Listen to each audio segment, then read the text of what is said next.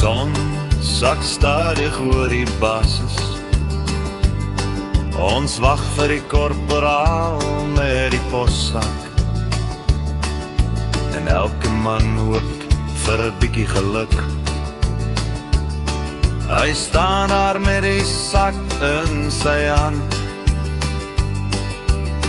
Hy trek die briewe een vir een uit. En begin die name hardop skree, Nel, hier korporaal.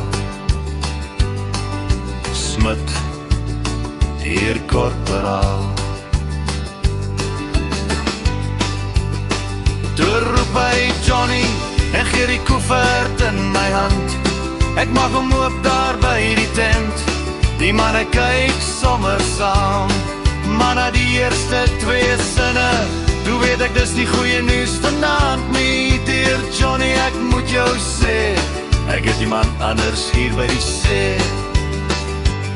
Hy slaap nie in 'n tent elke nag nie, en hy loop nie patrol met 'n geweer in sy hand nie. Die manne bars uit van lag en iemand sê, John, dis nou klaar. Jan sê, moenie worry nie ou, daar's nog baie meisies by die bar.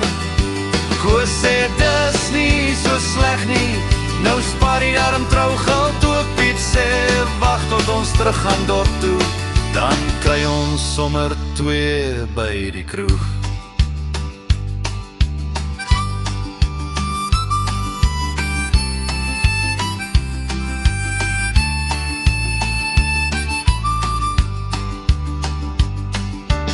Elke keer as die korporaal roep,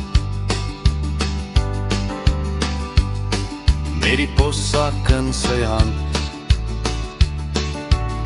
hou ek my asem net 'n bietjie vas.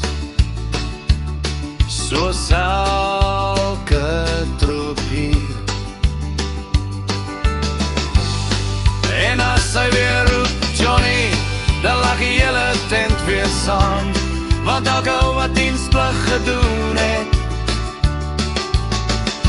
ken die brief se beroemde naam.